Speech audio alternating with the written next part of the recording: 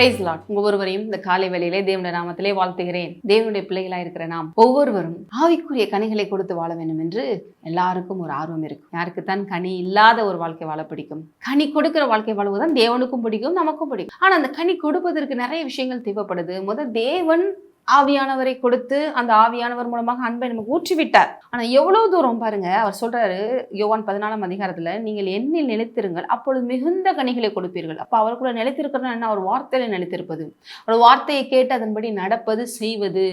அப்படி நிறைய பேர் நம்ம இல்லாததுனாலதான் இந்த மாதிரி தேவனுக்கு மகிமையான ஒரு சாட்சியான வாழ்க்கை, கனி கொடுக்கிற வாழ்க்கை நம்மளால வாழ முடியல. அப்ப இன்றைக்கு தேவனுடைய வார்த்தையை கேட்கறது மட்டும் இல்லாமல் அதன்படி செய்யணும். செய்கிறேன்னா உங்களை நீங்களே சுய பரிசோதனை பண்ணி பாருங்கள். அப்படி இல்லைன்னா மாற்றிக்கொள்ளுங்கள். இன்றைக்கே அதிகமான கனிகளை கொடுக்கலாம். மேலும் இது சம்பந்தப்பட்ட ஒரு வசனத்தை வாசிக்க விரும்புகிறேன். நீங்க நிறைய தேவனுக்காக கனி கொடுத்து மகிமையா வாழுகிறதுக்காக பார்க்கலாம். 2 பேதுரு 1 அதிகாரம். அதுல நம்ம எவ்வளவு தேவனுடைய கிருபையால, இரத்தத்தால, அவருடைய உயிரை கொடுத்து, விலைக்கரையும் கொடுத்து நம்மளை மீட்டு நம்மளை புது சிருஷ்டியா கொண்டு வந்திருக்கிறாரு. எவ்வளவு தூரம் நமக்கு ஒரு மேன்மையான வாழ்க்கை கொடுத்துருக்காருன்னு பேதுரு சொல்லிட்டு வர்றார். 3 பார்த்தீங்கன்னா, தம்முடைய மகிமையினாலும் காருண்யத்தினாலும் நம்மை அழைத்தவரை அறிகிற அறிவினாலே, பார்த்தீங்களா, நம்மளை எப்படி அழைச்சிருக்கிறார்? மகிமையினாலும் காருண்யத்தினாலும் ஜீவனுக்கும் தேவபக்திக்கும் வேண்டிய யாவற்றையும் அவருடைய திவ்ய வல்லமையானது நமக்கு தந்தருளதுமன்றி, எல்லாம் அவருடைய திவ்ய வல்லமை நமக்கு தந்திருக்கு.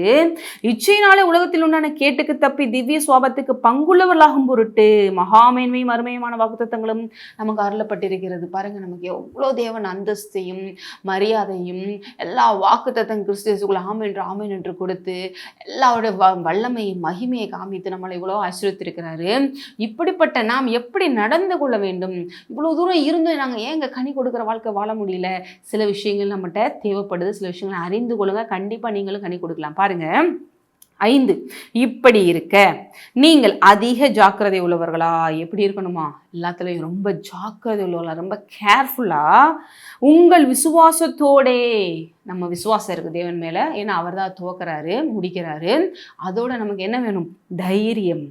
தைரியத்தோடே ஞானத்தையும், ஞானத்தோடே இச்சை அடக்கத்தையும். எல்லாமே நிறைய பேருக்கு இருக்குது. இச்சை அடக்கம் எல்லாமே எல்லாத்தையும் இழந்துடுறாங்க ஒரு நிமிஷத்துல லைஃப்ல, இல்லையா? அதையும் இச்சை அடக்கத்தோடே பொறுமை வேண்டும். பொறுமையோடே தேவ பக்தி, தேவ பக்தியோடே இதெல்லாம் இருக்கு. ஆனா பெரிய அளவிற்கு 4 பேரோட அட்ஜஸ்ட் பண்ணி போக முடியல, விட்டு கொடுத்து போக முடியல. அதனால இங்க என்ன போட்டிருக்கு? சகோதர சிநேகிதத்தையும். சகோதர சிநேகிதம் மட்டும் இல்லை, இந்த உலகத்தில் எல்லாரையும் நேசிக்கக்கூடியது அதுதான் தேவ அன்பு, இல்லையா? அப்படி எல்லாரையும் அன்லிமிட்டடா எந்த விதத்திலும் பாருங்க ஏற்றத்தாழ்வு பார்க்காம அப்படி ஏற்றுக்கொள்கிற அன்பு, அதுதான் தேவ அன்பு. அந்த சகோதர சிநேகத்தோட அன்பையும் கூட்டி வழங்குங்கள்.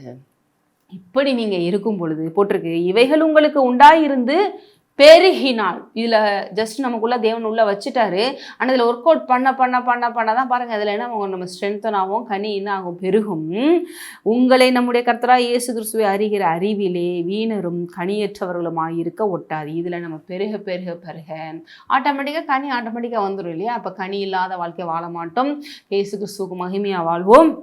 இயேசு கிறிஸ்துவை அறிகிற அறிவு அப்படியே நமக்கு டெவலப் ஆகி இதன் மூலமாக நமக்கு எல்லாவற்றையும் தேவனை மகிமையான ஒரு வாழ்க்கை வாழ்வோங்கிறதுல சந்தேகம் இல்லை. அப்போ இன்றைக்கி கேட்டுக்கொண்டு இருக்கிற ஒவ்வொருவரும் இந்த குவாலிட்டிஸ்லாம் உங்களுக்குள்ளே இருக்கலாம். ஆனால் அதில் பெருகுங்க.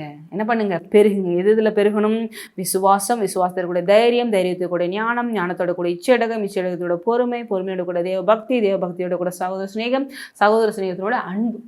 இதில் என்ன பண்ணுங்க? இன்னும் அதிகமாக பெருகுங்க, கனி கொடுக்குற வாழ்க்கையை வாழுங்க, தேவனை மகிமைப்படுத்துங்க. ஹல்லேலூயா. சரி, நன்றி தகவல். அப்போ அதை கேட்ட ஒவ்வொருவரும் இன்றைக்கு அதிகமாக இந்த சத்தியங்களை கற்றுக்கொண்டு இன்றையிலிருந்து ஒவ்வொன்றும் அதிகமாக ஆண்டவரே அவங்க வாழ்க்கையில் அப்ளை பண்ணட்டும், அறுவடையை எடுக்கட்டும். இயேசு நாமத்திலே ஆமென். நீங்கள் ஆசீர்வதிக்கப்பட்டவர்.